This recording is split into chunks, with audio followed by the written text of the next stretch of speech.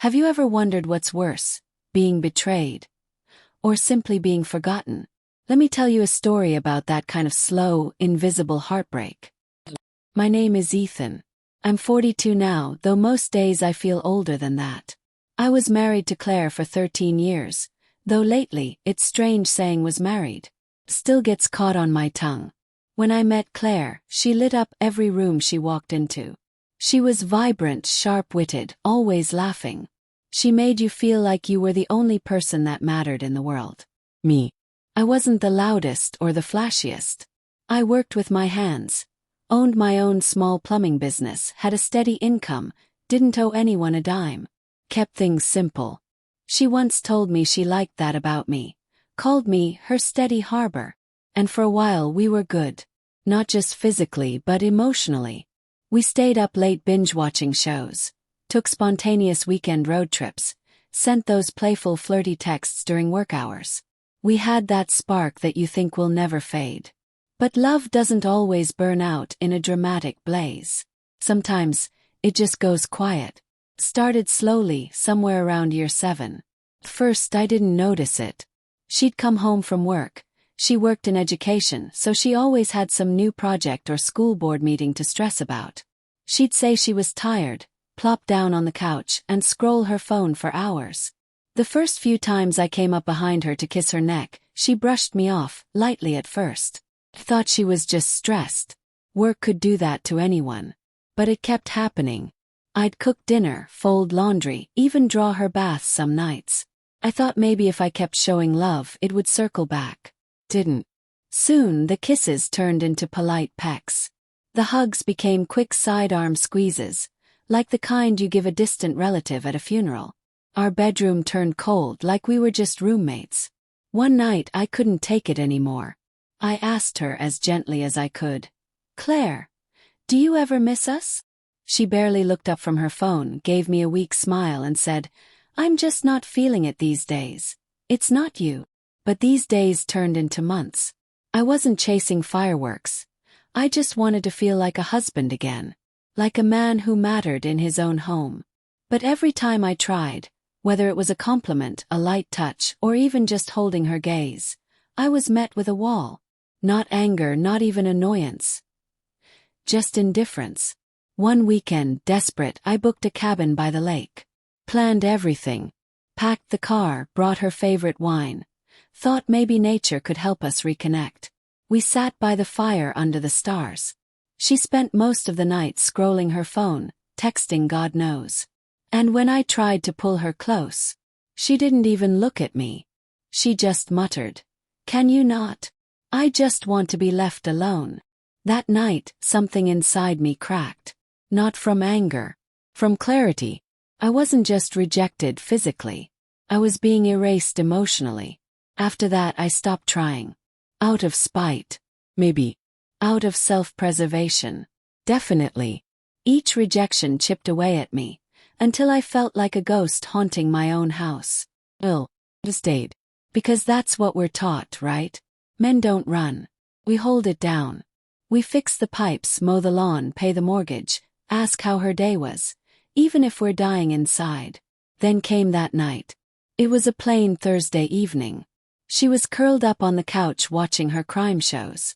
I sat down beside her. Not even close, just nearby. "Can we talk after this episode?" Yes. She paused, sighed loud like I was ruining her life and said, "What now?"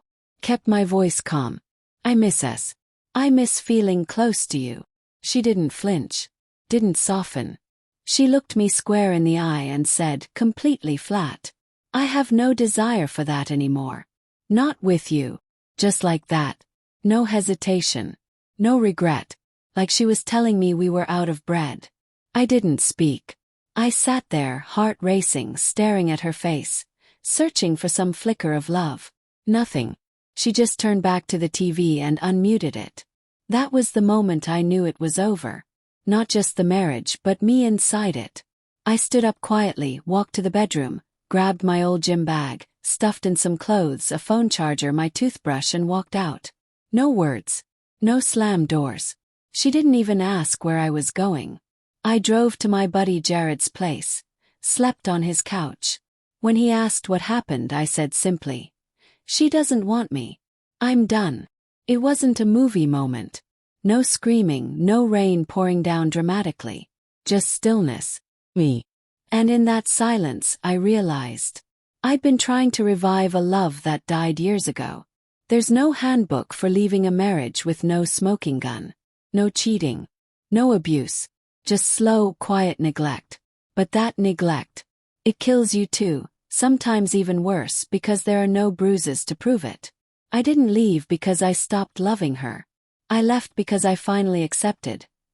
She stopped loving me long before I had the courage to see it. As I loaded my bag into the truck, something unexpected happened. "Ethan, wait." Turned. It was Sarah, Claire's best friend. She pulled up in her car, wearing pajamas and flip-flops, face flushed. She ran up to my window. "Where are you going?" she asked breathlessly. Could have driven off. Should have. But something in her eyes made me pause. It wasn't just concern. It was knowing. I lowered the window. "Claire told me she doesn't want me anymore," I said flatly. "So I left." Sarah looked away, biting her lip. Then she sighed and said something that stunned me. "I figured it would come to this sooner or later." Blinked. "What do you mean?" She hesitated, then leaned against the truck, arms crossed. "She's been talking about you differently for a long time," she admitted. "Complaining. Saying you were too soft, too available, that you wanted her attention too much." I stayed silent, letting the words sink in. "She told me she missed the thrill of being chased," Sarah continued. "Said you were too steady. I told her she was lucky. But she just laughed it off." Hit me like a punch to the chest. "She ever tell you about that night we drank wine at my place?" Sarah asked quietly.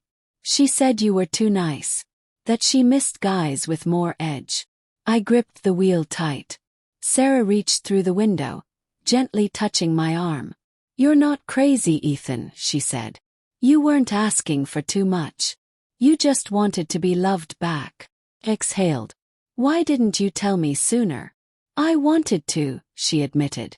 "But it's hard, you know. She's my friend. And I didn't know if you'd believe me." He nodded. Then Sarah said something that stayed with me. "She stopped seeing your worth, but that doesn't mean it disappeared." Later, Sarah confessed something else, that she suspected there was someone else. She didn't have hard proof, but the signs were there. Late-night drives. Mysterious phone calls. A name that kept popping up. Derek from her gym. She said weird things about him, Sarah revealed. Like if I were single, he'd be in trouble. It all added up. The coldness. The locked phone. The way she treated me like furniture. Sarah looked me dead in the eye and said, "You've been holding up a house she already moved out of emotionally." That hit harder than anything. Before Sarah left, she gave me one last warning. "She'll spin it. Make you the villain. Don't waste your breath defending yourself to people who weren't in your marriage." That stuck with me. That night I didn't cry. I didn't rage. I reclaimed my peace. Called a lawyer. Transferred half the savings to a private account. Blocked her number. 2 days later she showed up at my Airbnb. I didn't open the door. I watched her knock, then leave, probably rehearsing some script to paint herself as the victim. But I wasn't interested in hearing it. Because once someone tells you, without flinching, that they have no desire for you, they've already left. They just didn't bother packing their bags. So I packed mine. For both of us. And that was the first night I finally slept, really slept, without her weight crushing me.